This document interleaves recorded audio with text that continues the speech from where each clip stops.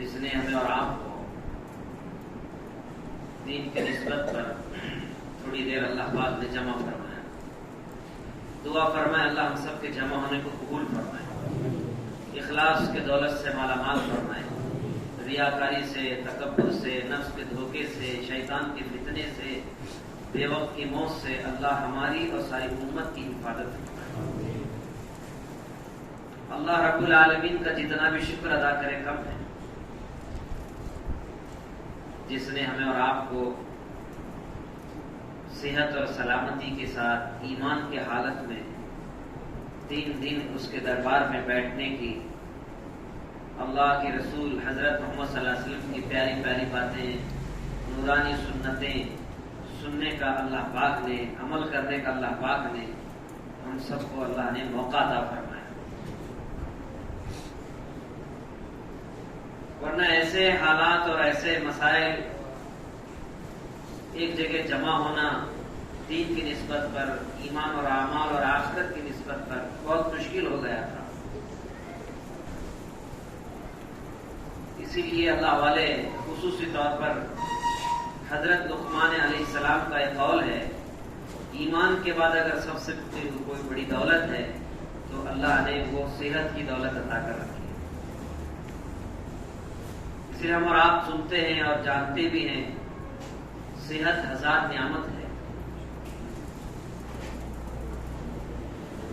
اس صحت کو حاصل کرنے کے لیے انسان بسا اوقات اپنی زندگی بھر کی محنت اور پونجی لگا کر بھی صحت حاصل کرنے کے لیے تیار ہو جاتا ہے کہ مجھے صحت مل جائے.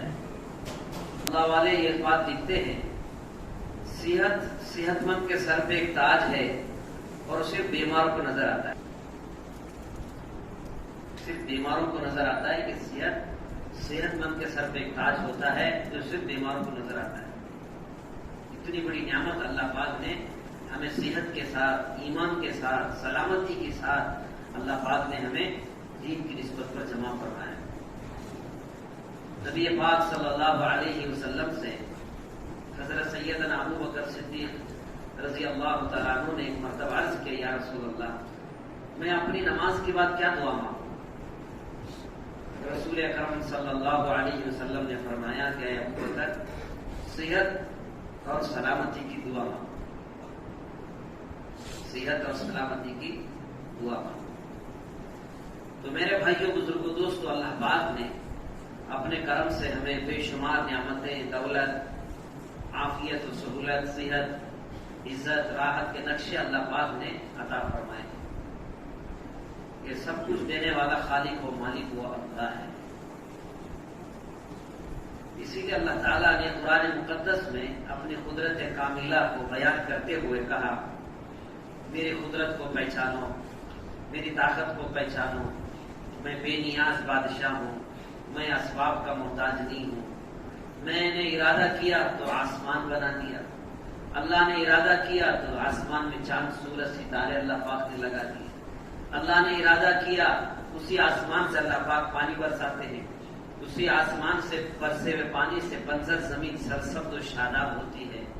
ہزاروں قسم کے پھول، پودے، بیل، گوٹے، معدنیات، لوہا، چاندی، پیٹرول، پانی کہاں سے نکلتا ہے؟ زمین سے نکلتا ہے، اللہ کے حکم سے نکلتا ہے. سب اللہ نے اپنے قدرت سے بنایا. ہر ایک کا اللہ پاک نے ایک نظام رکھا ہے. آسمانوں کا نظام ہے، زمین کا ایک نظام ہے، دن اور رات کا ایک نظام ہے، ہواؤں کا ایک نظام ہے، دریاؤں سمندروں کا ایک نظام ہے. ایسے ہی اللہ پاک نے دنیا میں بے شمار مخلوقات اللہ پاک نے پیدا فرمائے، اس کا بھی ایک نظام اللہ پاک نے رکھا ہے. جیسے فرشتے ہیں، ان کا بھی ایک نظام ہے، جنات ہیں، ان کا بھی ایک نظام ہے، انسان ہیں، اللہ نے ان کا ایک نظام رکھا ہے. درندے ہیں، پرندے ہیں، چرندے ہیں، حیوانات ہیں، نباتات ہیں، جمادات ہیں، بے شمار مخلوقات اللہ پاک نے جب پیدا کیا، ہر ایک کا ایک نظام اللہ پاک نے رکھا ہے. مگر ایک اللہ والے فرما رہے تھے کہ دنیا کے ہر مخلوق مسلمان ہے، یعنی اطاعت و فرما برداری کرتی ہے. دیکھیے جب سے چاند بنا ہے، جب سے سورج بنا ہے، وہ اللہ کے حکم کے تابع ہے. فرشتے اللہ کے حکم کے تابع ہیں، ہر مخلوق اللہ کے حکم کے تابع ہے. اطاعت و فرما برداری میں لگے ہوئے ہیں، جو حکم دیا گیا ہے اسے پورا کر رہے ہیں۔ ایسے ہی میرے بھائیوں بزرگوں دوستو، اللہ تعالیٰ کی عزیز ترین مخلوق جس کا ذکر قرآن پاک میں کثرت سے آیا ہے، وہ 3 طرح کے مخلوق ہیں۔ ایک مخلوق نوری ہے جسے ہم فرشتے کہتے ہیں، دوسری مخلوق ناری جو آگ سے بنی ہے اسے کہتے ہیں جنات، تیسری مخلوق ہے مخلوق خاکی یعنی مٹی سے بنی ہے یعنی انسان۔ 3 مخلوق کا ذکر اللہ پاک نے قرآن میں بار بار کیا ہے، اور پھر اللہ پاک نے تمام مخلوقات میں اللہ پاک نے حضرت انسان کو ایک بہت بڑا مقام دیا ہے، اشرف المخلوقات بنایا ہے۔ اللہ کہہ رہے وَلَقَدْ كَرَّمْنَا بَنِي آدَمَ وَحَمَلْنَا فِي الْبَرِّ وَالْبَحْرِ، اس کو اللہ نے عزت عظمتوں کا تاج اللہ پاک نے حضرت انسان کو پہنایا ہے۔ یہ خشکی میں بھی سوار ہوتا ہے، تری میں بھی سوار ہوتا ہے، ہواؤں فضاؤں میں بھی سفر کرتا ہے۔ اللہ نے اسے طاقت دی ہے، اسے اپنا نائب اپنا خلیفہ اللہ پاک نے حضرت انسان کو بنایا ہے۔ اللہ کہہ رہے میری قدرت کاملہ آسمان زمین چاند سورج ستارے یہ دن رات کا نظام دیکھ کر میری خدائی اگر آپ کو سمجھ میں نہیں آ رہی ہے تو اللہ کہہ رہے فی انفسکم، تھوڑا اپنے ذات میں تو غور کرو کہ ہم نے تمہیں کیسے بنایا، کیسے بنایا بھائی؟ اللہ کہہ رہے هل اتى على الانسان حين من الدهر لم يكن شيئا مذكورا، انسان اے نادان اس وقت کو یاد کر جس کا تذکرہ کرنے کے لیے تو گوارا بھی نہیں کرتا، ایسے ناپاک شے سے تو مرکب ہے، ہاتھ پہ لگے تو دھوئے بغیر سکون نہ ملے، کپڑوں پہ لگے نکالے بغیر سکون نہ ملے، ایسے ناپاک شے سے اللہ پاک نے حضرت انسان کو بنایا ہے۔ اور اللہ تعالیٰ دنیا کے اندر اپنے قدرت کاملہ کا ایک بہترین شاہکار بہترین ماڈل اگر اللہ نے کسی کو پیش کیا ہے تو اللہ نے حضرت انسان کو پیش کیا ہے۔ جیسے دنیا والے پیش کرتے ہیں نا، کمپنی والے، حکومت والے، اقتدار والے، اسباب والے پیش کرتے ہیں، دیکھو یہ ہمارے کمپنی کی نمونہ ہے، مثال ہے، اور تصویر بناتے ہیں، چیزیں بناتے ہیں، ماڈل پیش کرتے ہیں، کوئی مٹی کا بناتا ہے، کوئی لوہے کا بناتا ہے، کوئی چاندی کا بناتا ہے، کوئی سونے کا بناتا ہے، کوئی کاغذ کا بناتا ہے، کوئی پلاسٹک کا بناتا ہے، بناتے ہیں تصویر بنا کر پیش کرتے ہیں، ماڈل پیش کرتے ہیں، یہ ہماری کمپنی پہ بنی ہوئی چیز ہے۔ اللہ تعالیٰ نے کہا کہ دیکھو میری قدرت کو دیکھو، میں نے بھی اپنی قدرت کاملہ کو پیش کرنے کے لیے دنیا کا بہترین شاہکار بہترین نمونہ میں نے تصویر پیش کی ہے، اس پر تم مٹی پہ بناتے ہو، لوہے پہ بناتے ہو، چاندی پہ بناتے ہو، کاغذ پہ بناتے ہو، میں قدرت کاملہ میری قدرت ایسی ہے جب میں بنانے پہ آتا ہوں تو میں ایک ناپاک چند قطرے پانی پہ بناتا ہوں۔ کس پہ تصویر بنایا اللہ نے؟ ناپاک چند قطروں پہ، پانی پر اللہ پاک نے تصویر بنایا، بین الصلب والترائب فرمایا، ناپاک چند ناپاک قطروں سے کتنا اچھا انسان بنایا ہے میرا۔ اللہ کہہ رہے ہیں لَقَدْ خَلَقَنَا الْإِنسَانَ فِي أَحْسَنِ تَقْوِيمٍ، دنیا میں سب سے زیادہ خوبصورت اچھا اگر اللہ نے کسی کو بنایا تو وہی حضرت انسان کو بنایا ہے، سب سے زیادہ خوبصورت، ہر چیز اللہ پاک نے نرالی اللہ پاک نے رکھی ہے، کیا کیا چیزیں اللہ نے انسان میں رکھی ہیں، اپنے قدرت کا بہترین نمونہ اللہ پاک نے حضرت انسان کو بنایا ہے میرے بھائی۔ اللہ نے اسے دیکھنے کے لیے آنکھ دی، بولنے کے لیے زبان دیا، سننے کے لیے کان دیا، پکڑنے کے لیے ہاتھ دیے، چلنے کے لیے پیر دیے، سوچنے سمجھنے کے لیے دل اور دماغ دیا۔ اسے بھوک لگتی ہے، اسے پیاس لگتی ہے، اس کے اندر اللہ پاک نے بہت سی چیزیں رکھی، دیکھیے اس میں محبت کا مادہ رکھا، الفت کا مادہ رکھا، ایک دوسرے کے لیے جان نثاری کرنے کا جذبہ رکھا ہے نا بھائی، ہمدردی رکھی، یہ اللہ پاک نے حضرت انسان میں رکھے۔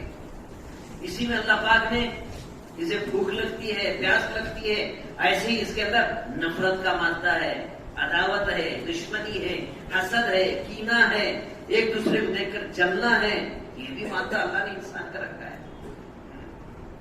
اللہ کہہ رہے ہیں اپنے فی انفسکم، اپنے ذات میں تھوڑا غور تو کرو کہ ہم نے تمہیں کیسے بنایا۔ ہاں میرے بھائیوں بزرگوں دوستوں، اللہ پاک نے ہمیں اور آپ کو اپنے قدرت سے اپنے حکم سے اللہ پاک نے ہمیں اور آپ کو بنایا ہے اور پیدا کیا ہے.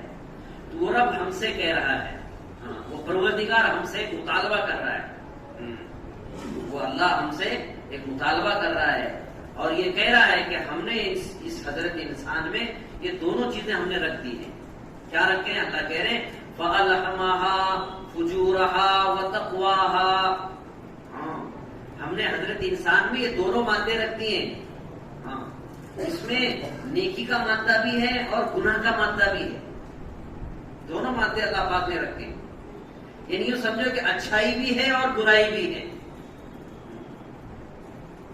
مگر میرے بھائیوں, اللہ والے, اللہ ان کے خبروں پہ ہزاروں رحمتیں نازل فرمائے. مفسرین کرام نے ایک نقطے کی بات نقل کی یہاں پر. کیا بھائی؟ دیکھیے اللہ نے کیا کہا, فَأَلْهَمَهَا فُجُورَهَا وَتَقْوَاهَا.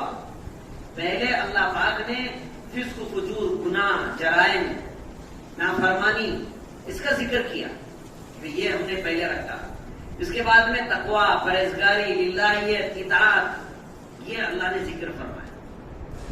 تو اللہ والے مفسرین کرام فرماتے ہیں کہ اگر اللہ پہلے متقی بنا دیتا, اچھا بنا دیتا, پرہیزگار بنا دیتا, داعی بنا دیتا, ولی قطب ابدال غوث دستگیر بنا دیتا, پھر ہم گنہگار ہو جاتے, فاسق ہو جاتے, فاجر ہو جاتے, نافرمان ہو جاتے, ظالم ہو جاتے, بے حیا ہو جاتے, زانی ہو جاتے, تو میرے بھائیو ہمارا اور آپ کا نقصان ہوتا, سیدھا ہمارا ٹھکانہ جہنم ہو جاتا.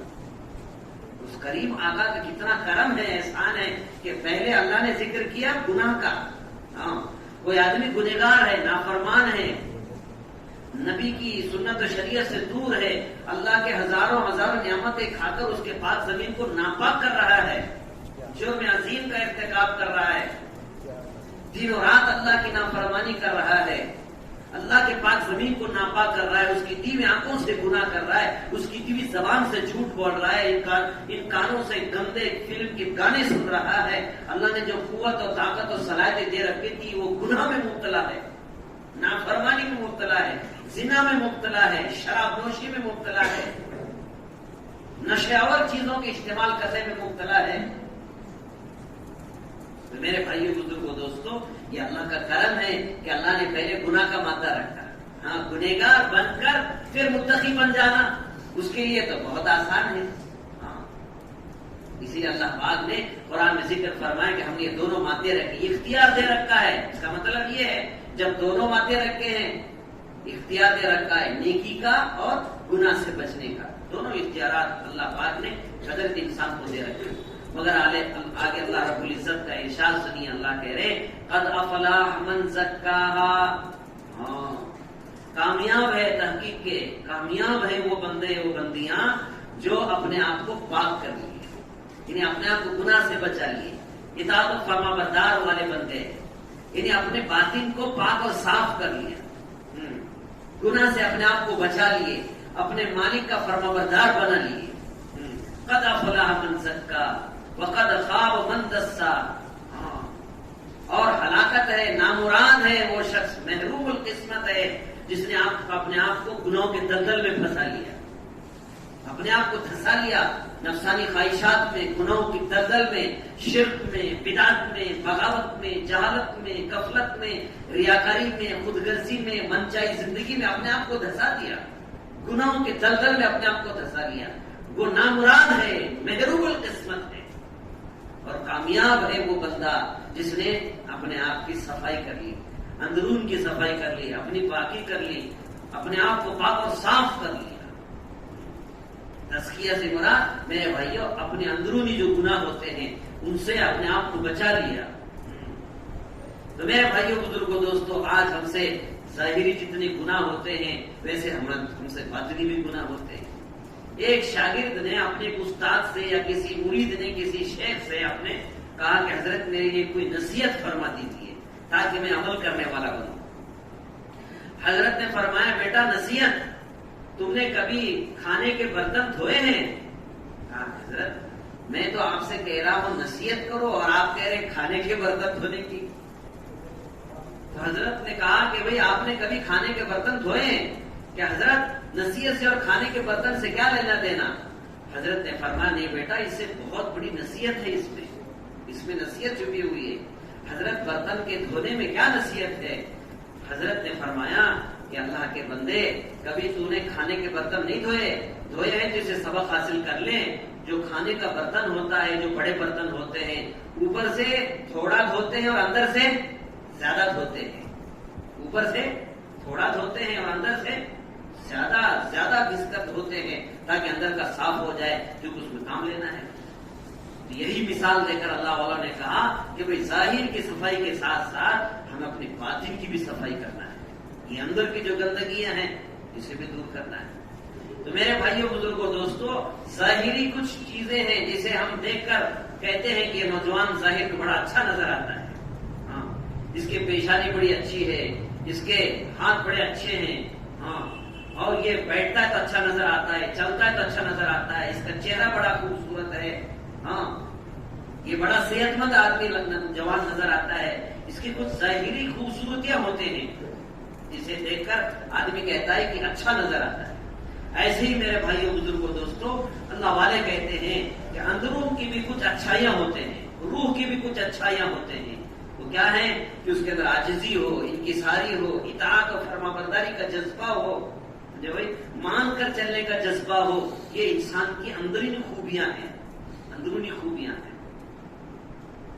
ایسے ہی اللہ والے اس وقت کہہ رہے ہیں میرے بھائیوں بزرگوں، ہم ظاہری جو بیماری اس وقت بدن پہ آ جاتی ہے، ہاں جسم کو بیماری آتی ہے نا، ہر آدمی بیمار ہے، آج کل تو بیماری کے ماحول اور حالات چل رہے ہیں۔ ظاہری جسم کو آنے والی بہت سی بیماریوں کا ہمیں پتا ہے کہ یہ بیماری ہمیں آتی ہے، جس کا علاج کرنا چاہیے، خطرناک بیماری ہے، یہ کہاں سے شروع ہوئی، یہ ساری باتیں ہمیں معلوم ہیں۔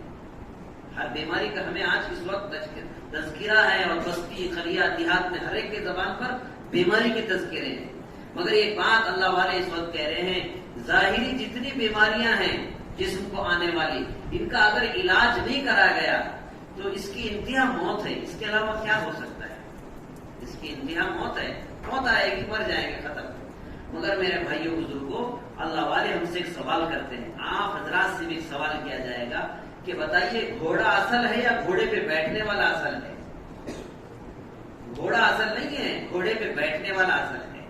بھائی گھوڑا تو ہمارے لیے بنایا گیا ہے، سائیکل موٹر تو ہمارے لیے ہے نا، سائیکل موٹر ہمارے لیے بنائی گئی ہے، سائیکل موٹر اصل نہیں ہے، سائیکل موٹر چلانے والا اصل ہے۔ تو اللہ والے کہہ رہے کہ دیکھو یہ جسم ہے، یہ جسم کے اندر دو چیزیں ہیں، یہ جسم ہے، ایک اندر کی روح، ہاں یہ جسم اصل نہیں ہے، یہ اندر کی روح ہے۔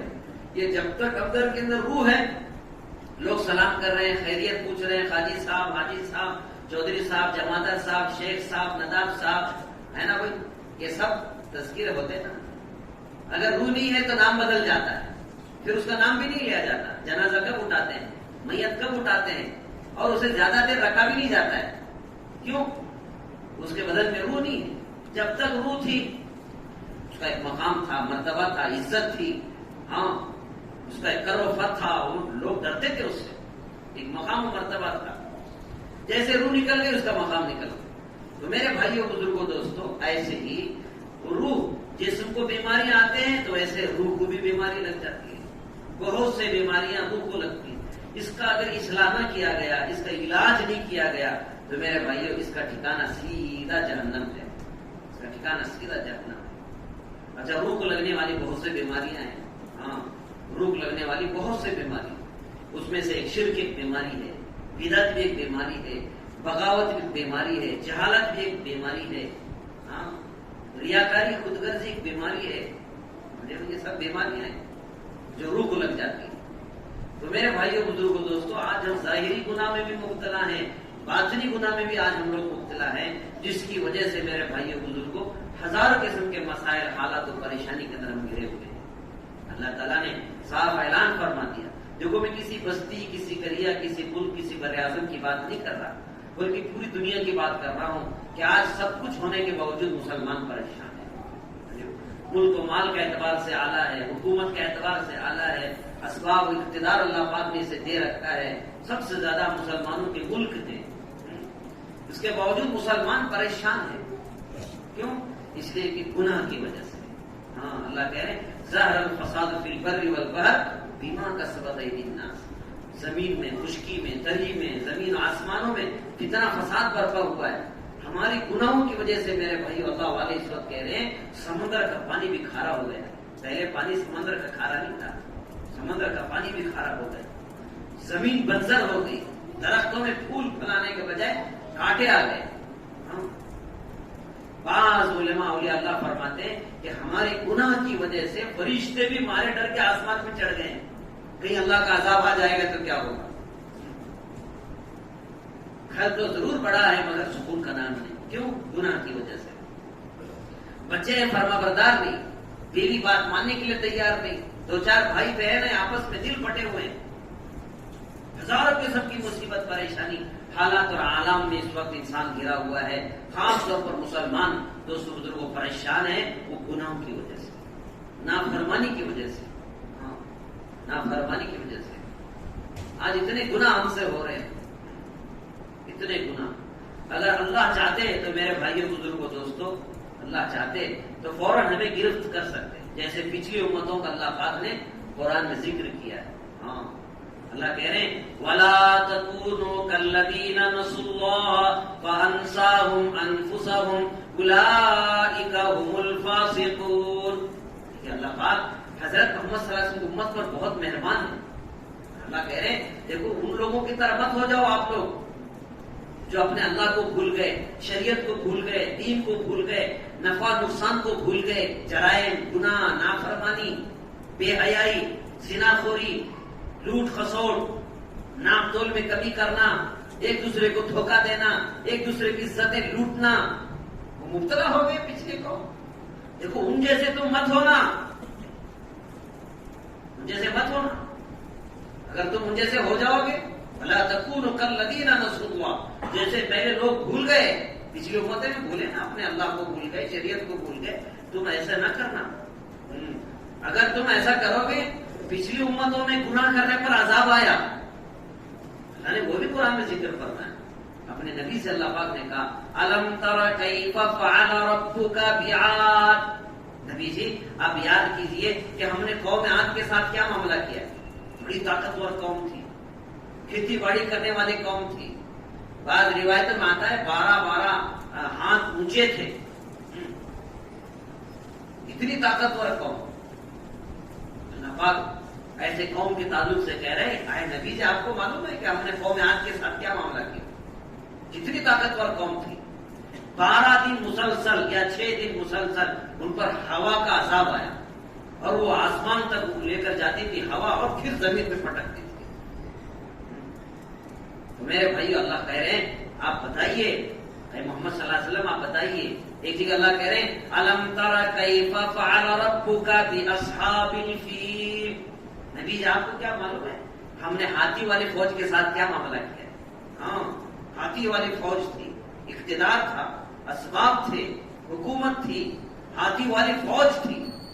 مگر اللہ اپنی قدرت کو جب بتانے پہ آ جاتے ہیں تو اس ہاتھی والی فوج کو اللہ پاک نے کیسے برباد کیا بھائی؟ معمولی چند چڑیوں سے. ترمیہم بحجارۃ من سجیل. جیسے اللہ کا حکم ہوا کہ ان چڑیوں کے ایک چونچ میں اور 2 پروں میں ایک کنکر گرتا. مفسر اکرام لکھا ہے کہ وہ ہاتھی والے فوجی کے سر پہ لگتا، ہاتھی سے نکلتا اور زمین کے اندر 7 ہاتھ جاتا. اللہ کی قدرت ہے. ہاتھی والی فوج کو معمولی حقیر فوج سے، چڑیوں سے جو تولے کی بھی ہوتے نہیں، اللہ نے ان کو برباد کر دیا. اللہ یاد دلا رہے ہیں یاد کرو ہم نے پچھلی امتوں کو جو بھول گئے، اللہ کو بھول گئے، جنہوں نے گناہ کیے، نافرمانی کی. ایک قوم کا ذکر اللہ نے قرآن میں کہا کہ اللہ تعالیٰ کہہ رہے ہیں کونوا قردۃ خاسئین.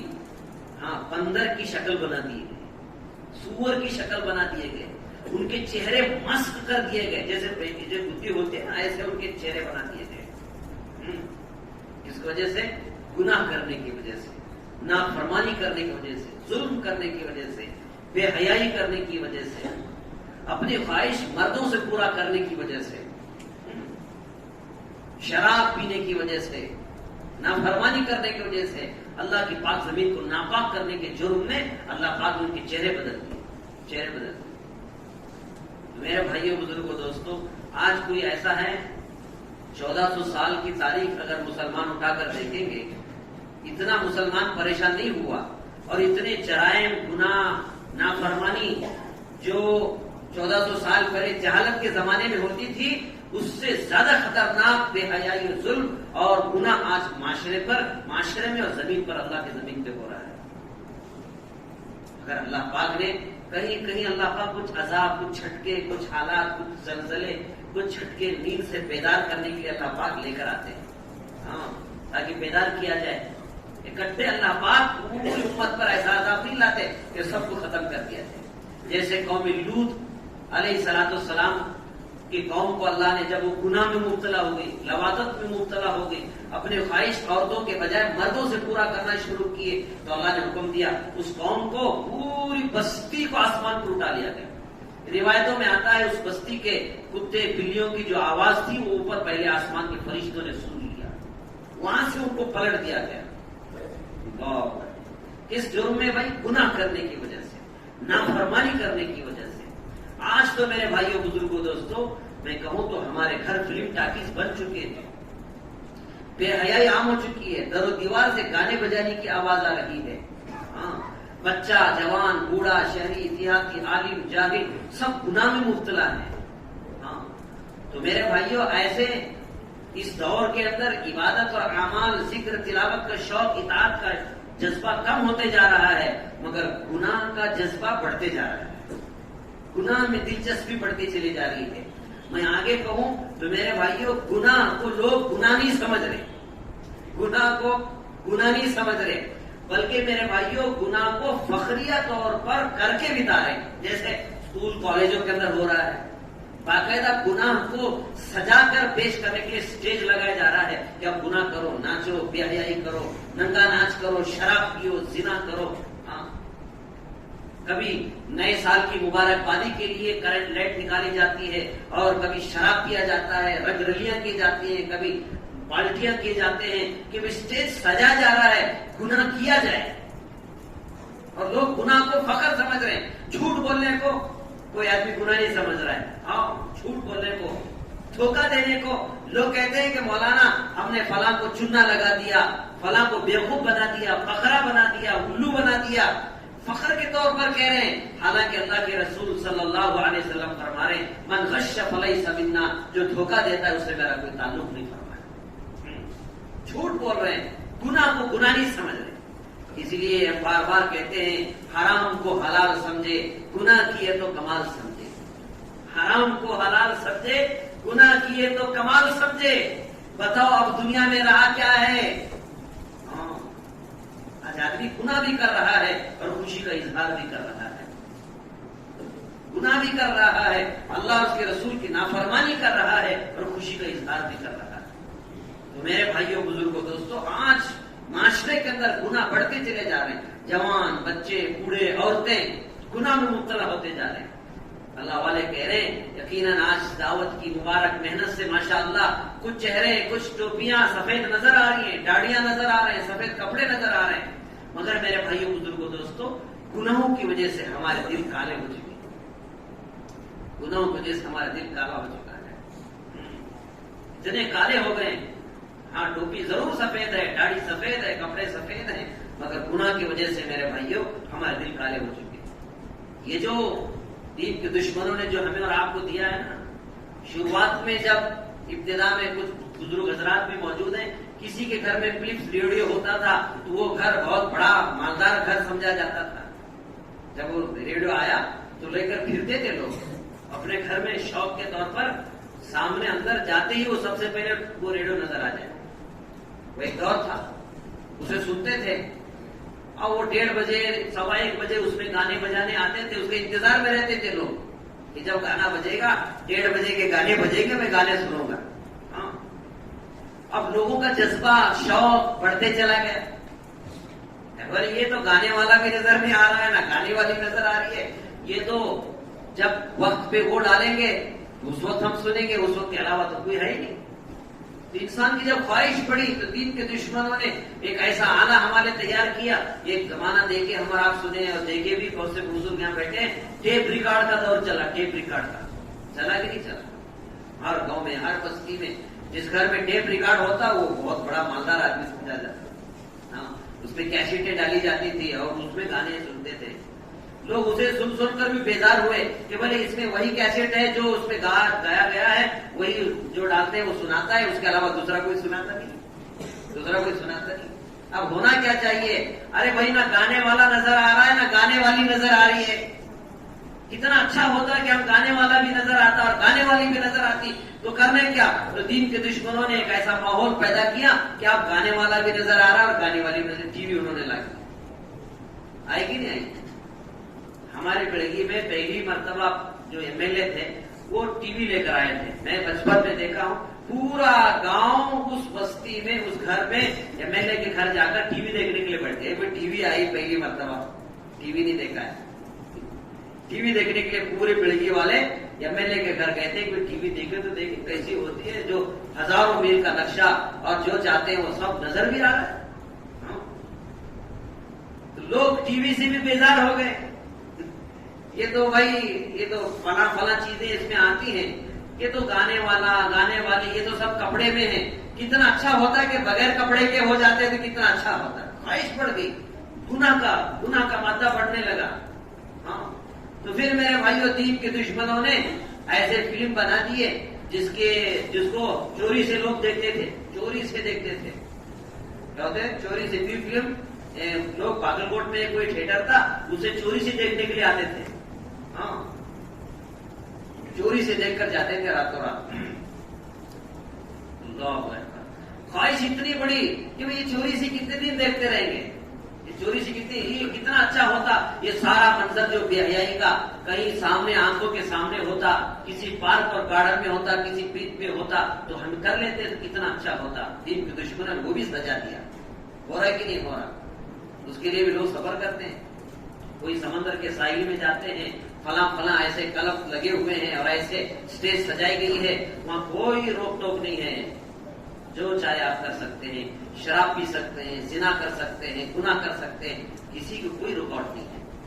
ایسے حالات یہ تو کچھ جانا پڑے گا, کچھ ماحول بنا ہوا ہے, کہیں دور سمندر ساحل جانا پڑے گا. کتنا اچھا ہوتا کہ ہم بیٹھے بیٹھے اس گناہ کو کر لیتے.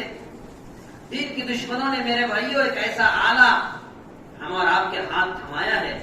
یہ جو اسمارٹ فون ہے نا, یہ بڑا موبائل, یہ چوہا جس کو دین کے دشمن یہودیوں نے ہمارے حوالے کر دیا ہے.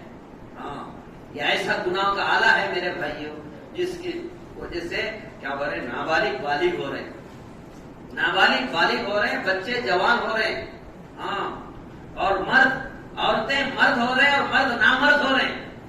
اس وجہ سے, اس گناہ کی وجہ سے, اس موبائل کی وجہ سے.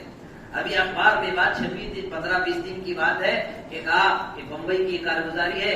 پہلے ہم نے خالی بڑوں سے سنا تھا, اس گناہ کی وجہ سے ایسے حالات پیدا ہوں گے کہ بھائی اپنے بہن پہ ہاتھ ڈالے گا, بیٹا اپنے ماں پہ ہاتھ ڈالے گا, گھر جہنم کا نمونہ بنے گا. ماں باپ بیٹھے ہوں گے اور وہ گندے اور بے حیا فلمیں دیکھنے مشغول ہوگا. یہ تو ہم نے سنا تھا, اکابرین نے کہا تھا. اب باقاعدہ ثبوت کے ساتھ یہ بات سامنے آ گئی کہ ایک بچی دواخانے میں جس کی عمر 14 سال ہے, وہ جب ٹیسٹ کرانے کے لیے جب دواخانے پہنچی, ڈاکٹر نے کہا کہ اسے تو حمل ہو گیا, حمل ٹھہرا ہے. تو بولی چھوٹی 14 سال کی عمر, اسے کیسے حمل ٹھہرا؟ تو اس نے تحقیق کرنے پہ کہا کہ بتاؤ کون ہے, ایسی حرکت تمہارے ساتھ کس نے کی ہے؟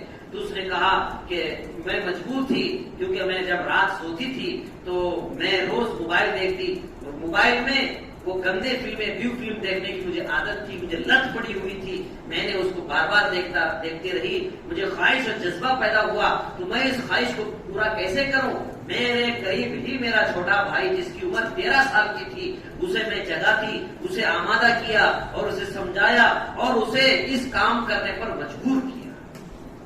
اسے بچے کو بلا کر اسے جب تحقیق کیا تو میں نے کئی مرتبہ منع کیا, میرے آپا نے, میرے فلاں نے یہ مجھے تاکید کیا اور مجھے ڈرایا, دھمکایا, اس کام کرنے پر مجبور کیا. تو میرے بھائیوں, بزرگوں, دوستوں, وہ ساری باتیں آج امت کے سامنے ہیں اس نافرمانی گناہ کی وجہ سے. آج ہمارے گھر فلم ٹاکیز ہو چکے ہیں.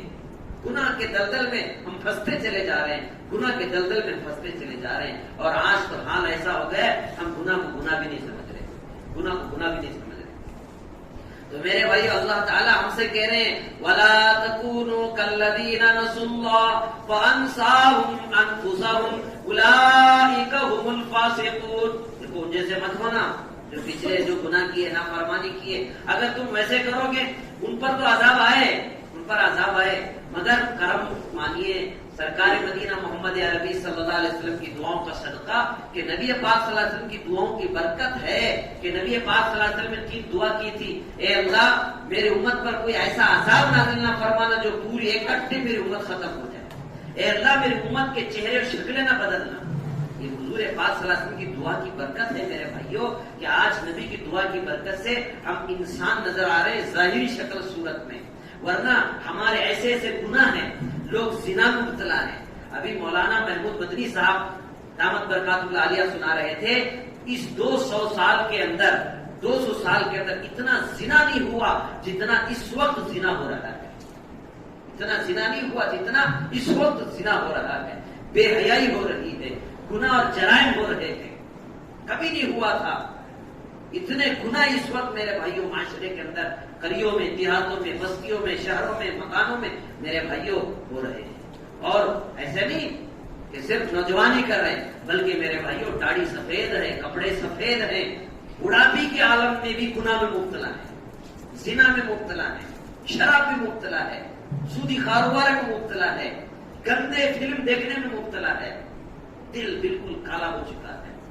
اللہ کہہ رہے ہیں ایسے مت بنو تم جیسے پچھلے بنے. اگر تم بنے پچھلے امتوں پر عذاب تو آیا، آپ پر بھی آئے گا. یہ بات اور ہے کہ اللہ کے نبی علیہ الصلوۃ والسلام کی دعا کی برکت سے میرے بھائیوں بزرگوں ہماری شکلیں نہیں بدل رہی.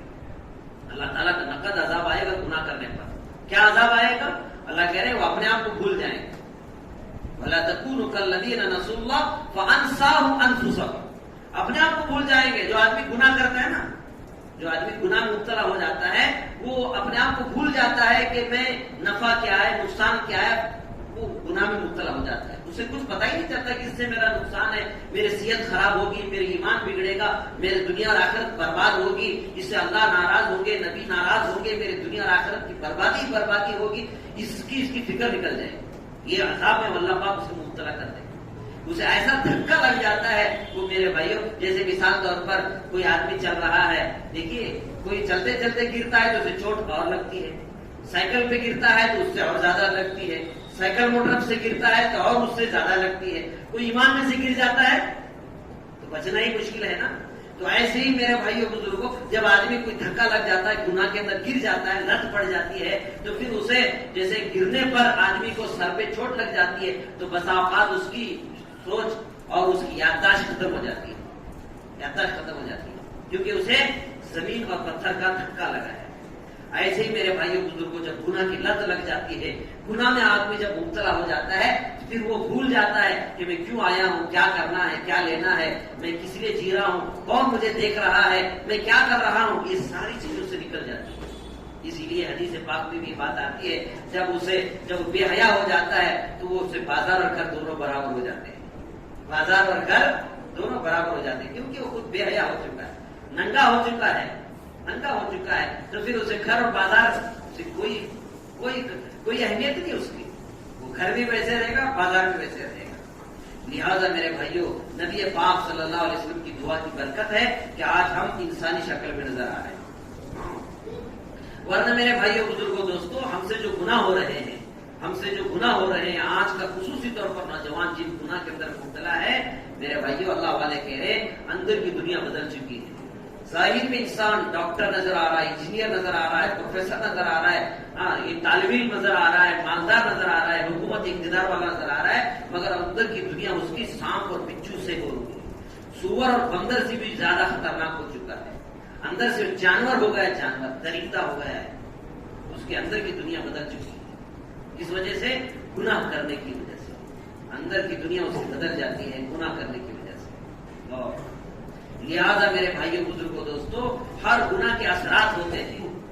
جیسا آدمی گناہ کرتا ہے، بعض گناہ تو ایسے ہیں میرے بھائیوں ایمان نکل جاتا ہے، ایمان ہی نکل جاتا ہے، دنیا کا بھی محروم ہو جاتا ہے، آخرت کا بھی محروم ہو جاتا ہے.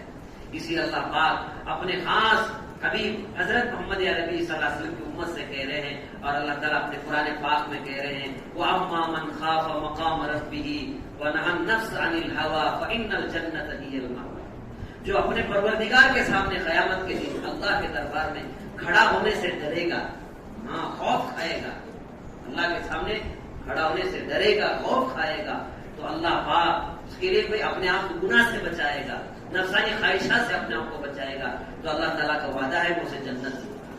اس کا ٹھکانہ کہاں ہوگا بھائی؟ جنت ہوگا۔ ہاں ایک دن ہمیں اللہ کے سامنے کھڑا ہونا ہے، اپنے مالک کے سامنے ہمیں اور آپ کو جواب دینا ہے۔ تو میرے بھائیو، اللہ نے کچھ موقع اللہ پاک نے ہمیں اور آپ کو دے رکھا ہے۔ اللہ چاہتے تو ہماری زبان کو مروڑ دیتے، ہماری سماعت کو ختم کر سکتے تھے۔ تھوڑا سا اسکرو ڈھیلا ہو جائے، پاک اور ناپاک کی تمیز نکل جائے گی، جاتی کہ نہیں جاتی؟ جب اسکرو ڈھیلا ہو جاتا ہے اسے کوئی تمیز رہتی ہے؟ جو بیوقوف جو پاگل بن جاتا ہے، جس کا اسکرو لوز ہو جاتا ہے، تو اسے گندا اور پاک اور ناپاکی کی تمیز ختم ہو جاتی ہے۔ اللہ چاہتے ہیں کہ میرے بھائیوں مروڑ کے رکھ سکتے ہیں۔ اللہ نے کچھ موقع دے رکھا ہے، کچھ اللہ پاک نے اختیارات دے رکھے ہیں۔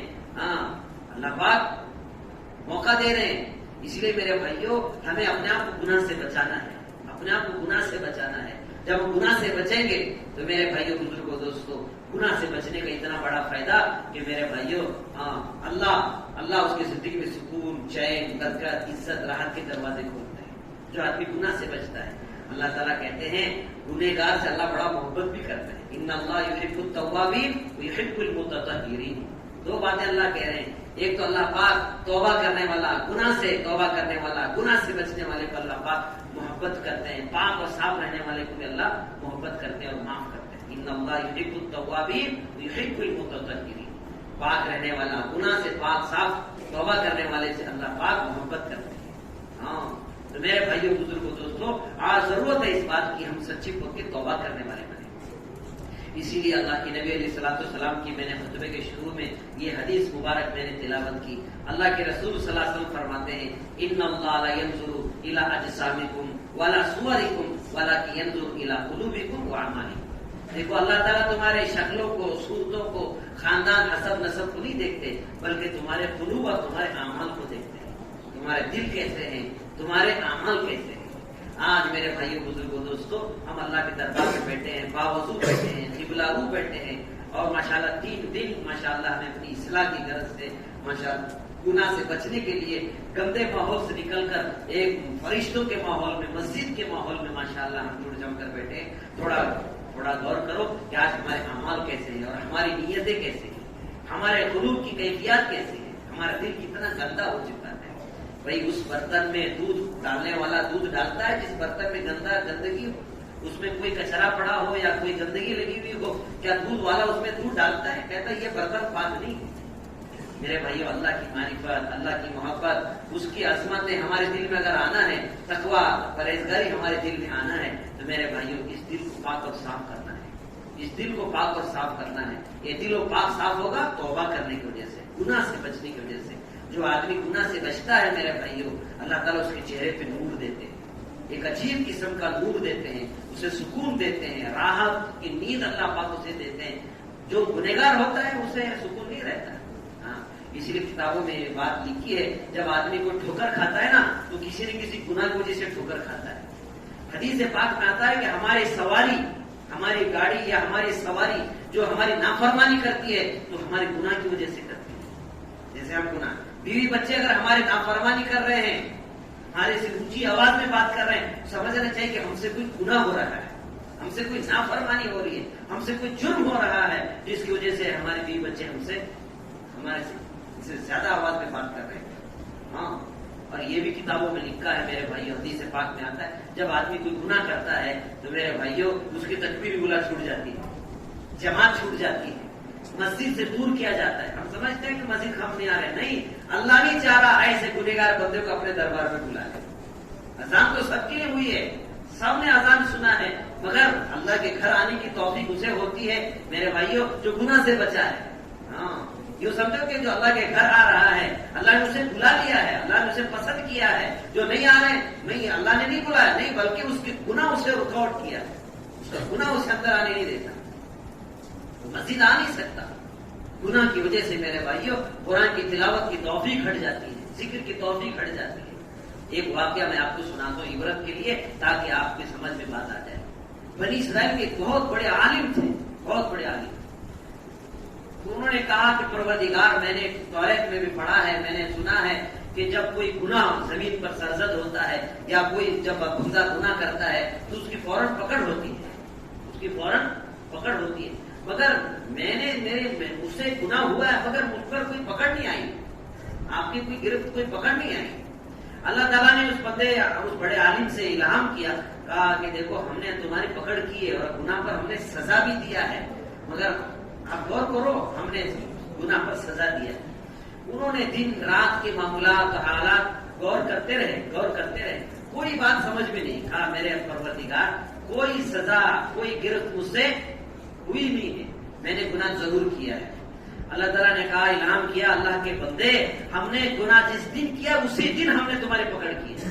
دیکھو کیا، دیکھو 1 سال ہو گئے، 1 سال سے راتوں میں اٹھ کر جو تم دعا میں رو کر دعا مانگتے تھے، جو رونے کی کیفیت پیدا کرتے تھے، آنسو بہاتے تھے، یہ دعاؤں کے رونے کی جو لذت تھی، وہ مناجات کی جو لذت تھی، ہم نے اس کو چھین لیا ہے۔ میرے بھائیوں، گناہ کی وجہ سے میرے بھائیوں اللہ تعالیٰ اعمال خیر سے محروم کر دیتا ہے، ہمیں پتہ نہیں چلتا ہے کہ اللہ کا عذاب کیا ہے۔ بے برکتی ہے، پریشانی ہے، بیماریاں ہیں، مصیبت ہے، حالات ہیں، یہ سب ہمارے گناہوں کا نتیجہ ہے۔ خدا کا کرم مانو، سرکار مدینہ محمد عربی صلی اللہ علیہ وسلم کی امت پر اللہ بڑا مہربان ہے۔ پچھلی امتوں میں خاص طور پر بنی اسرائیل میں جب کوئی گناہ ہوتا تو رات گناہ کرتے تو صبح ان کے دروازے بھی لکھا ہوتا تھا کہ اس نے رات میں زنا کیا ہے، اس نے رات میں شراب پی ہے، اس نے رات میں چوری کی ہے، اس رات میں اس نے بے حیائی کی ہے۔ وہ جو گناہ رات میں کرتا وہ سارا دروازے پہ لکھا رہتا اور اس کا چرچا پورے گاؤں میں ہوتا۔ ایک ایسا نالائق آدمی ہے، اللہ کی پاک زمین کو اللہ کی بے شمار نعمتیں کھا کر اس کو پاک اور ناپاک کر رہا ہے۔ چرچے ہوتے۔ میرے بھائیوں، اگر اللہ ہمیں ظاہر کر دیتا تو ہماری بیوی بچے، ہماری بھائی بہن، ہمارے رشتے دار ہمارے پاس تھوکنے تک نہیں آتے تھے بھائی، کیسا گندا آدمی۔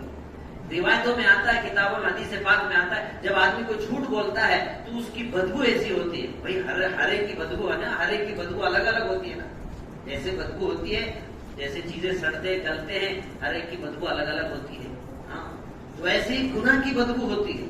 حدیث پاک میں آتا ہے، جو نیکی لکھنے والا فرشتہ جب آدمی کوئی جھوٹ بات بولتا ہے، اس کی گندی بدبو سے وہ 4 میل دور بھاگ جاتا ہے، 4 میل دور۔ ہاں، اس کے اندر ایسی بدبو چھپی ہوئی۔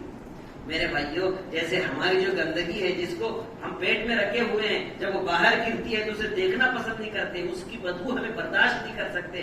تو میرے بھائیوں، اگر ایسے اللہ پاک ہر گناہ کی بدبو ظاہر کر دیتا تو کوئی ہمارے قریب بیٹھتا تھا؟ ہمارے بیوی بچے ہمیں قریب بٹھاتے تھے؟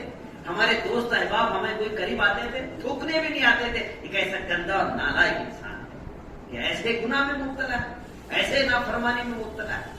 تو میرے بھائیو، اللہ کا کرم ہے کہ اللہ نے ہمارے گناہ پر 70 کا پردہ ڈال کے رکھا ہے۔ کس کا ڈال کر 70 کا پردہ ڈال کے رکھا ہے۔ اگر اللہ چاہتے تو ہماری شکلیں بدل دیتے تھے، صورتیں بدل دیتے، مگر میرے بھائیو ظاہری شکل تو نہیں بدلا، مگر گناہ کی وجہ سے ہمارے اندرونی کیفیت بدل گئی۔ لوگ سانپ اور بچھو بنے ہوئے ہیں، سور کی شکل بنی ہوئی ہے، بندر کی شکل بنی ہوئی ہے، جانوروں کی شکل بنی ہوئی ہے۔ ہاں، لہذا میرے بھائیو، یہ گناہ کے اثرات ہیں، گناہ کے اثرات ہیں۔ ترمذی شریف کی روایت ہے، رسول پاک صلی اللہ علیہ وسلم فرماتے ہیں کہ بنی اسرائیل میں ایک بہت بڑا مالدار آدمی تھا، عیش پرست آدمی۔ کوئی گناہ ایسا نہیں جو اس نے گناہ نہ کیا، کوئی گناہ ایسا نہیں، سارے گناہ کرتا تھا۔ اس کا نام تھا کفل، نام اس کا تھا، اس کا نام کفل تھا۔ اللہ کے رسول صلی اللہ علیہ وسلم فرماتے ہر دن اس کے دروازے پہ لکھا ہوا رہتا تھا کہ اس نے یہ گناہ کیا، اس نے یہ گناہ کیا، اس نے یہ گناہ کیا۔ پورے بستی میں، پورے علاقے میں اس کا چرچا ہوتا تھا کہ ایسا گنہگار آدمی، ایسا گنہگار آدمی۔ ایک دن ہوا یہ کہ ایک عورت اس کے گھر آئی، اس آ کر اس نے کہا کہ دیکھو مجھے اتنی رقم کی ضرورت ہے، میں پریشان ہوں، اتنی رقم کی ضرورت ہے۔ بولے ٹھیک ہے، رقم تو دیں گے، اس کے بدلے میں کیا دو گی؟ کہا کہ تم جو چاہو گے میں دینے کے لیے تیار ہوں۔ کہا کہ میں رقم دوں گا، میں تجھ سے اپنی خواہش پوری کروں گا۔ وہ تو پہلے اس کام میں مبتلا تھا، اس کام میں ہمیشہ اسی میں کام میں مبتلا تھا۔ تو یہ فرماتے ہیں کہ اس عورت نے بھی کہا ٹھیک ہے، میں اپنے خواہش کو پورا کرنے کے لیے تیار ہوں، مجھے اتنی رقم کی ضرورت ہے، تو ٹھیک ہے فلاں رات میں آ جانا، فلاں کمرے میں لے کر گیا، اور وہ اس کام کے لیے جب آمادہ ہوا تو وہ عورت جو تھی وہ کانپنے لگی، تھرتھرانے لگی، بالکل پسینہ پسینہ ہو گئی. اس نے پوچھا کہ بھائی کیا بات ہے؟ میں نے تو پیسے بھی دیا ہے، میں نے تیری رضامندی سے گناہ کرنے کے لیے میں آمادہ ہوا ہوں، مگر یہ پریشانی کیا ہے؟ تو اس نے کہا اللہ کے بندے میری ایک مجبوری، میرے 2-4 بچے ہیں، میرے گھر کوئی کام کرنے والا نہیں ہے، میرے 2 دن سے میرے بچے بھوکے ہیں، میں بھی بھوکی ہوں، میرے پاس کوئی ایسے اسباب اور کوئی ایسے ذریعہ نہیں تھا کہ میں بچوں کا پیٹ بھر سکوں. میں نے آخرکار نیت کر لیا میں اپنے بدن کی میں بیچ کر اس سے جو رقم آئے گی اس سے میں اپنا گھر چلاؤں گی، میرے لیے کوئی دوسرا راستہ نہیں تھا، اس لیے میں نے اس کام کرنے پہ مجبور ہوں. اور کہا کہ یہ میں زندگی میں پہلی مرتبہ ایسا گناہ کر رہی ہوں. میرے بھائیو، اس نے یہ جو جملے کہے نا، مجھ سے کبھی ایسا گناہ نہیں ہوا ہے، مجھ سے کبھی ایسی نافرمانی نہیں ہوئی ہے، میں مجبور ہو کر اس کام کے لیے آمادہ ہوئی ہوں. اللہ بہتر جانتا ہے میں نے کبھی ایسا گناہ نہیں کیا ہے. جس گناہ کی وجہ سے وہ پسینے میں سرابور تھی، تھر تھر کانپ رہی تھی. میرے بھائیو، جب دل سے بات نکلتی ہے اور جب بالکل صحیح بات ہوتی ہے وہ ضرور دل پہ اثر کرتی ہے، دل پہ اثر کرتی ہے. وہ کفل نامی وہ ایسا زانی تھا، ایسا گنہگار آدمی تھا، اس کے دل پہ بھی اثر ہوئی بات. یہ مجبور عورت ہے، مجبوری کے اندر دیکھو اس نے زندگی میں ایک مرتبہ اپنی خواہش ایک مرتبہ گناہ کر رہی ہے تو اتنی اسے گھبراہٹ ہے، اتنی اس پر پسینے میں سرابور ہو رہی ہے اور تھر تھر کانپ رہی ہے. میں تو ہمیشہ ہی گناہ میں مبتلا رہتا ہوں، ہمیشہ نافرمانی کرتا ہوں، ہمیشہ زنا میں مبتلا رہتا ہوں. یہ بندے ایک مرتبہ گناہ کرنے کے لیے اپنے پروردگار سے، اپنے اللہ سے اتنا ڈر رہی ہے. میں بھی اللہ کا بندہ ہوں، میں بھی اللہ کی دی ہوئی نعمتوں کا استعمال کرتا ہوں، زندگی بھر گناہ میں مبتلا ہوں. اللہ اکبر. اس کے دل میں بھی خوف پیدا ہوا، تقویٰ پیدا ہوا، اللہ کا ڈر پیدا ہوا. کہا کہ اللہ کی بندی تو اتنی نیک سیرت پاک دامن عورت ہے، جا میں نے تجھے پیسے بھی دے دیے، میں تجھ سے یہ گناہ نہیں کروں گا. وہ عورت چلی گی. اللہ اکبر. ہونا یہ تھا، کتابوں میں حدیث پاک میں آتا ہے، وہ اس کفل نامی شخص نے جب رات میں کہا، اس عورت کی کیفیت کو دیکھ کر اس نے گناہ سے توبہ کیا. کہ میں اتنا گنہگار، میں اللہ کی ہمیشہ نافرمانی کر. ایک عورت ایک مرتبہ گناہ کرنے کے لیے اتنی گھبرا رہی ہے، دوسرے سچی پکی توبہ کی. کتابوں میں آتا ہے اسی رات بھی اس کا انتقال بھی ہوا، اسی رات اس کا انتقال ہوا. جب انتقال ہوا ہے تو میرے بھائیوں کتابوں میں آتا ہے، حدیث پاک میں آتا ہے، دوسرے دن اس کے دروازے پہ لکھا ہوا تھا کہ اللہ نے کفل کی مغفرت فرما دی. اللہ نے کفل کی مغفرت فرما دی. لوگوں نے بڑا تعجب کیا، ایسا گنہگار، ایسا نافرمان جو زنا کار میں مبتلا تھا، شرابی تھا، جواری تھا، نافرمان تھا، بے حیائی میں مبتلا تھا، پھر اللہ نے اس کے دروازے پر یہ لکھ دیا کہ اللہ نے اس کی مغفرت فرما دی. تو اللہ پاک نے اس کے لیے اسباب اختیار فرمائے. وہ خود عورت نے آ کر سارا قصہ سنایا گاؤں والوں سے کہ مجھ سے ایسا حال ہوا تھا، اس نے توبہ کی تھی اور میں نے بھی اس فعل سے میں نے توبہ کی تھی، کیونکہ اللہ نے اس کی برکت سے اللہ نے اس کی مغفرت فرمائی. دیکھیے اتنا زندگی بھر زانی، زندگی بھر شرابی، زندگی بھر جواری، زندگی بھر بے حیائی کرنے والا جب سچے دل سے توبہ کرتا ہے تو اللہ اس کے دروازے پہ لکھ دیتے ہیں. بنی اسرائیل کے اس گنہگار کا نام کفل تھا، جب اس کے لیے اللہ پاک برات کا، مغفرت کا اللہ پاک پروانہ اس کے دروازے پہ لکھ رہے ہیں. میرے بھائیوں ہم تو اس نبی کے ماننے والے ہیں. اللہ اکبر. جس نبی کی امت کے اللہ پاک نے وعدے فرمائے ہیں، میں معاف کروں گا، میں معاف کروں گا. اللہ تعالیٰ نے جب آدم علیہ السلام کو بنایا تھا، پھر اس پر شیطان جب بنا تو جب اس نے کہا کہ اللہ اس آدم کی وجہ سے میں جنت سے محروم ہوا ہوں، اب اے اللہ اس آدم کی اولاد کو میں دائیں سے بائیں سے اوپر سے نیچے سے میں حملہ کروں گا، مجھے اجازت دو، مجھے اجازت دو. اللہ نے شیطان کی اجازت دی. فرشتوں نے کہا کہ باری تعالیٰ اگر آپ یہ چاروں طرف سے اگر آپ اس کو اجازت دیں گے انسانوں پر حملہ کرنے کا، ان کو قابو کرنے کا، تو پھر یہ عمل کہاں سے کریں گے، نیکی کہاں سے کریں گے، گناہ سے کہاں سے بچیں گے. تو اللہ پاک نے فرمایا اے میرے فرشتوں، یہ شیطان 4 چیزوں کا تو ذکر کیا مگر 2 چیزیں بھول گیا، 2 چیزیں بھول گیا. دائیں بائیں آگے پیچھے کا، مگر اوپر نیچے بھول گیا. اوپر نیچے پھول گیا.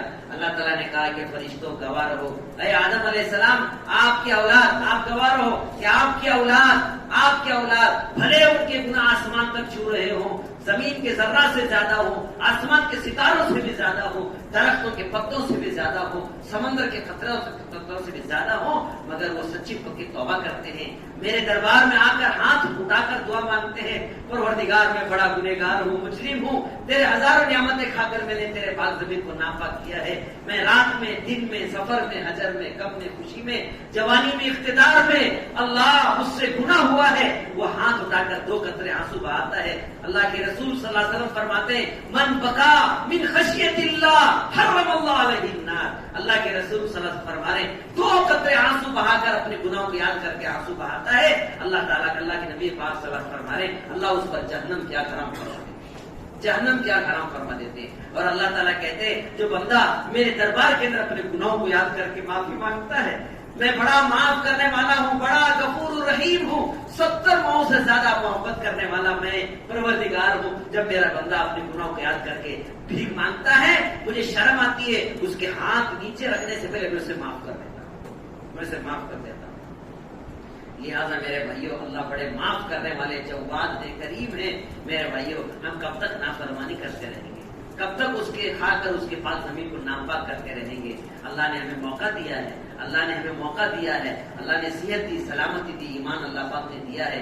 آؤ نوجوانوں, بھائیوں, ذمہ داروں, اب وقت آ گیا ہے, اللہ سے ڈرنے کی ضرورت ہے. اس اللہ کے زمین کو پاک رکھنے کی ضرورت ہے, اپنے دل اپنے دماغ کو پاک رکھنے کی ضرورت ہے. ہم خود بھی گناہ سے بچیں, دوسروں کو گناہ سے بچانے کی ضرورت ہے. کریں گے انشاءاللہ. اسی کا نام میرے بھائیوں توبہ ہے, اسی کا نام توبہ ہے. توبہ کہتے ہیں 3 چیزوں کا نام توبہ ہے. پہلا کام جو گناہ ہم سے ہو رہا ہے اسے چھوڑ دیں, جو گناہ ہم سے ہو رہا ہے پہلے اسے چھوڑ دیں, اسے چھوڑ دیں. دوسری بات امام نووی فرماتے ہیں کہ دوسرا کام یہ ہے کہ بھئی جو ہم سے گناہ ہوا ہے نا, جوانی میں, اقتدار میں, گھر میں, بازار میں, اسکول میں, کالج میں, کاروبار میں, تجارت میں, منڈی پر, جہاں بھی جیسا ہوا ہے نا, اس میرے بھائیوں اس پر ہم ندامت کے آنسو بہائیں. ہاں, گناہ پر آنسو بہائیں, اللہ کے سامنے روئیں, اللہ مجھ سے گناہ ہوا ہے, اللہ تو مجھے معاف کرنا, اللہ تو مجھے معاف کرنا. ہاں, ندامت کے آنسو بہائیں. اور تیسری بات فرمایا پکی نیت کریں کہ آئندہ میں گناہ نہیں کروں گا, پکی نیت کریں میں آئندہ گناہ نہیں کروں گا. اس کا نام ہے میرے بھائیوں توبہ, اس کا نام ہے توبہ. آج میرے بھائیوں کوئی مسئلہ پوچھنے کے لیے مفتی صاحب کو فون کرتا ہے کہ مولوی صاحب, مفتی صاحب دیکھیے ہمارے کنویں کے اندر کتا پڑا ہے, تو ہمارا کنواں پاک کرنا ہے تو کیا کرنا ہے. تو مفتی صاحب کہتے ہیں کہ بھئی آپ کے کنویں میں سے 60 ڈول پانی نکالو, آپ کا کنواں پاک ہو جائے گا, آپ کا کنواں پاک ہو جائے گا. انہوں نے کہا ٹھیک ہے حضرت. مفتی صاحب مولوی صاحب کے کہنے کی وجہ سے انہوں نے 60 ڈول پانی نکالے. 2-4 دن کے بعد پھر مفتی صاحب کے پاس وہ لوگ آئے, کہا حضرت ہمارے باغیچے کے کنویں کا پانی کا مزہ بدل گیا ہے, بدبو آ رہی ہے اور اس کا رنگ بدلا ہوا ہے. نہیں, ہم نے 60 نہیں 120 نکالے پانی. مگر سب سے پہلے جب یہ کہیں گے تو مفتی صاحب انہیں کیا پوچھیں گے, بھئی کتا بھی نکالے کہ نہیں نکالے. حضرت کتا ہی نکالنا بھول گئے, کتا ہی نکالنا بھول گئے. تو میرے بھائیوں کتا نکالے بغیر کنواں کیسے پاک ہو سکتا ہے نا بھائی. تو ویسے ہی آج ہمارا حال بھی ایسا ہے. آج ہم توبہ کر رہے ہیں, دعا مانگ رہے ہیں, 3 دن ماشاءاللہ اصلاح کی غرض سے بیٹھ رہے ہیں, بیانات سنے ماشاءاللہ, ارادے عزائم کی, مگر چھوڑنے کی نیت نہیں ہے, گناہ چھوڑنے کی نیت نہیں ہے. وہ کتے کو جب تک ہم باہر نہیں ڈالیں گے میرے بھائی, پکی نیت نہیں کریں گے, اس وقت تک اللہ کی مدد نہیں آتی. ہاں, اس وقت کا سب سے بڑا ولی ہے وہ آدمی جو گناہ سے بچتا ہے. ہاں, گناہ سے بچتا ہے. میرے بھائیوں جو آدمی اس وقت گانے بجانے سے, بے حیائی سے, گناہ سے جو بچتا ہے وہ اس وقت کا ولی ہے. پچھلی امتوں میں جو ولی ہوتے تھے نا, جن کو ابھی تذکرے کتابوں میں سنتے ہیں, کوئی ہوا میں اڑتے تھے, کوئی سمندر میں مسلح بچھا کر نماز پڑھتے تھے, وہ ان کی کرامتیں تھی. مگر اس وقت کی کرامت کیا ہے, اپنے آپ کو گناہ سے بچانا. ہم گانے بجانے بج رہے ہیں, اپنے کانوں کی حفاظت کرنا, وہ اس وقت کا ولی ہے.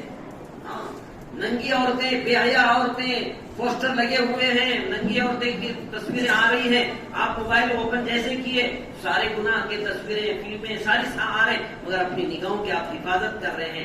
اور وہ اس وقت کا ولی ہے, اس وقت کا ولی ہے. ہر مسلمان اللہ کا ولی ہے. ہاں, لوگ کہتے ہیں کہ اب زمانہ نہیں رہا ولیوں کا. ہمارے حضرت فرماتے تھے میرے بھائی, اگر کوئی ایسا کہہ رہا ہے کہ اب زمانہ ولیوں کا نہیں رہا ہے, وہ ہمارے آقا حضرت محمد رسول اللہ صلی اللہ علیہ وسلم کی ختم نبوت پر وہ الزام لگا رہا ہے. کیوں؟ ہمارے نبی آخری نبی ہیں، خاتم النبیین ہیں. آقا فرما رہے انا اول الاول، میں آخری اولین آخرین کا نبی ہوں.